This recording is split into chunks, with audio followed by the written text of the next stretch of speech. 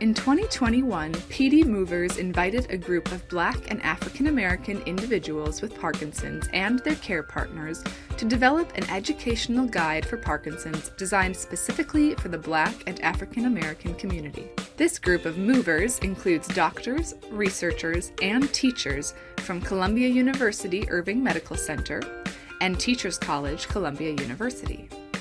What came from those initial gatherings is a beautiful storybook filled with narratives of African American and Black individuals and care partners who are living and thriving with Parkinson's. In the following interview, you will get to meet the illustrator of the book, why he joined this project, and the importance of the illustrations on the impact of the book. Hello, thank you so much for joining us as a wonderfully supplementary piece to the PD Movers webinar series. We're so fortunate to have you both on screen here. So we're going to just have a brief chat about a piece of the PD Movers work that we didn't get the chance to talk about explicitly during the webinar series, and that is the illustration and the creative side of this work and the powerful story that's told by this side that's so creative and wonderfully illustrated. So my name's Gabby, and I'm our community engagement manager here at the Davis Phinney Foundation. And Dr. Shaw, I'll let you go ahead and introduce yourself as well. Hi, my name is Hero Shaw. I'm a neurologist and movement disorder specialist at Columbia University. I'm Randell Pearson. I am an independent graphic designer and illustrator. I have been working as a creative since 1974. Probably before many of you were even born. So I predate the Mac computer. I come from the dinosaur age where we did everything by hand. But I've learned to use the technology and work with the technology over the years. And it's been fascinating and the blessing of my life being a creative. Mm-hmm. So. Oh, thank you. What a beautiful journey to be on, to be a part of this technological shift with graphic design. That's wonderful. I actually fought against it in the mid 80s when they brought the first Mac into the studio. And I said, I don't want to use that. And they said, you got to use it or you're going to get left behind. So I learned. And do you feel like that was beneficial to learn? Absolutely. Absolutely. There'd be no place for me right now if I had not learned. Mm-hmm, mm-hmm. No Yeah. Well, we're glad that you learned for the sake of the impact that you've been able to make in your community. Indeed. Right, and that's afforded me a career and a roof over my head, so that's a good thing. Yeah. Well, thank you so much for that.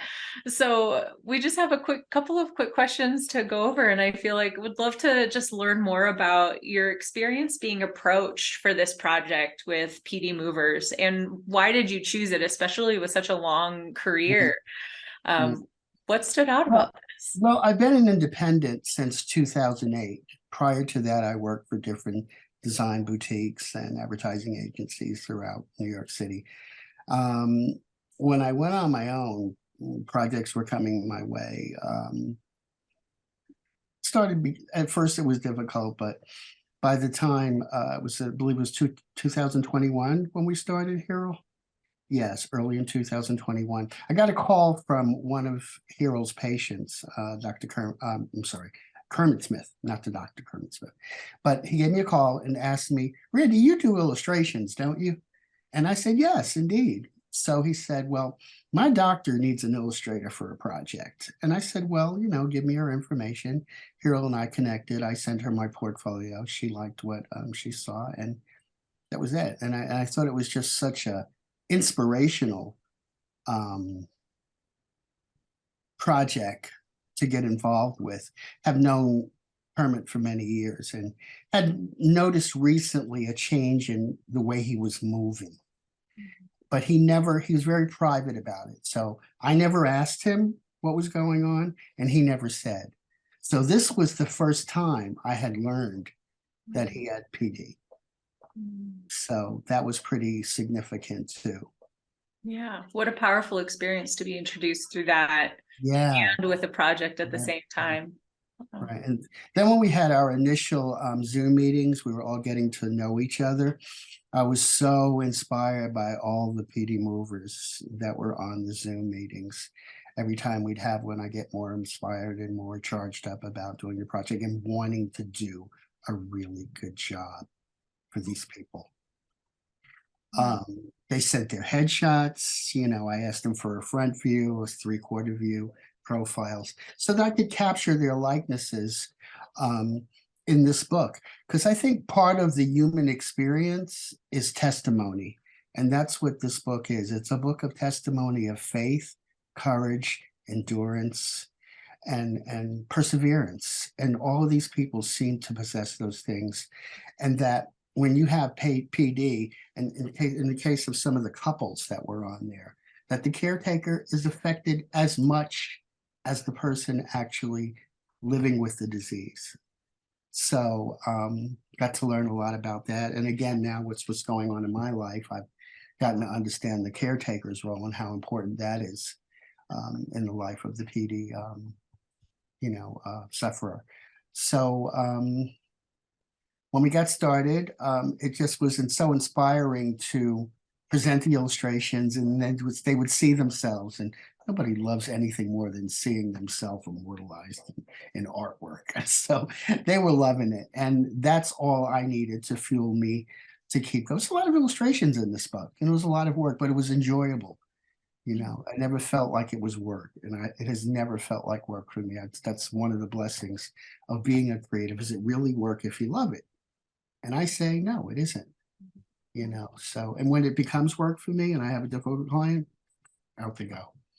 I've fired a few clients, not a lot, I can count on one hand, but if I'm not enjoying it, because it's coming from my soul, so I'm sharing a piece of my soul with all of these PD movers. And I think that came through in the illustrations. I don't know who said a picture's worth 1,000 words, and it's very cliche, but it is so true. And that's why the thing that drives a children's book is the pictures. There are some great stories, but imagine a children's book without pictures. It ain't gonna fly, not with kids. So, and I think there's a kid in all of us when we see ourselves in a book. And it's telling a story about us, and so you have a testimony and an image of the people. What's better than that? And what better way to convey their experiences through these testimonies? And so I got to learn a lot. I was very impacted by the group. I didn't even know I was a PD mover until today.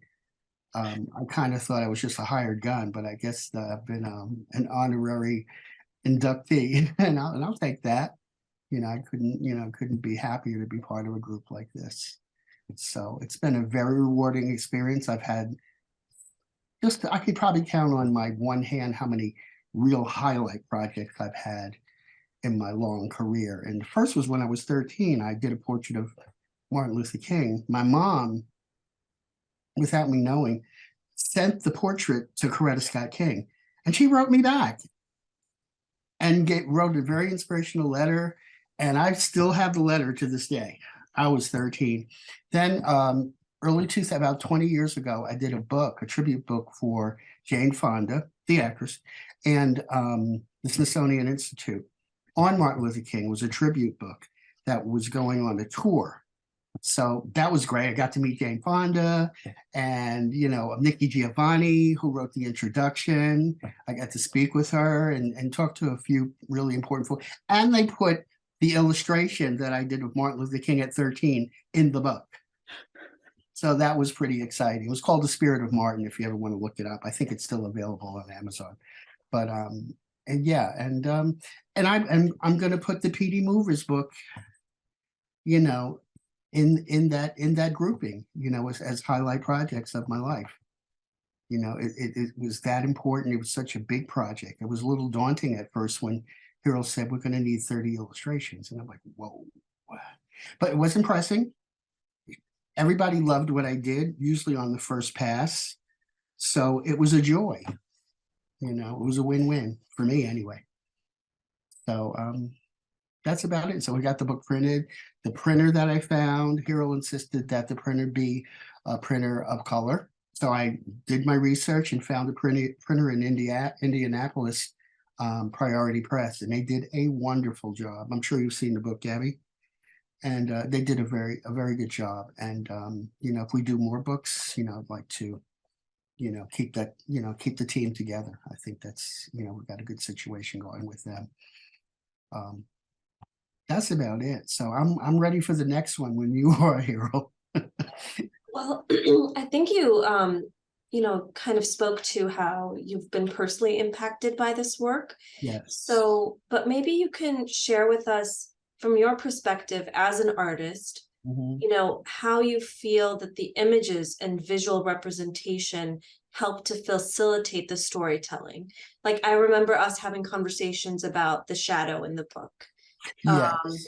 and I think even people have been so struck by how clear it is the importance of faith and family and community just by looking at the cover.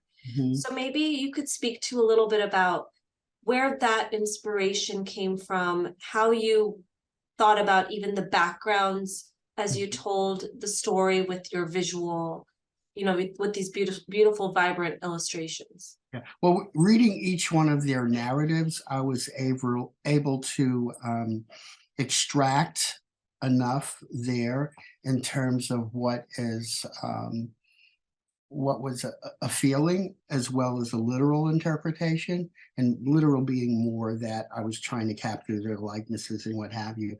But it's about expression. It's about in the picture with Lorraine Hay when she's hugging her mom. Those kinds of things are so important to convey that when Lorraine is praying in front of that church, those kinds of things are the visual interpretation of the written word. So that was my objective, to try to. My slogan for my business is bringing your ideas to life. So the ideas that were in those narratives, I tried to bring to, fruition in the visual. So that was the objective, and You were from the very response from successful. the group was I was pretty, pretty good with that. So but that's what I've been doing. I'm doing my 14th children's book right now.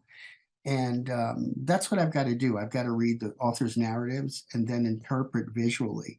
I go out and go down through the narrative and pick out the parts of the story, the author's narrative that best illustrate the overall story.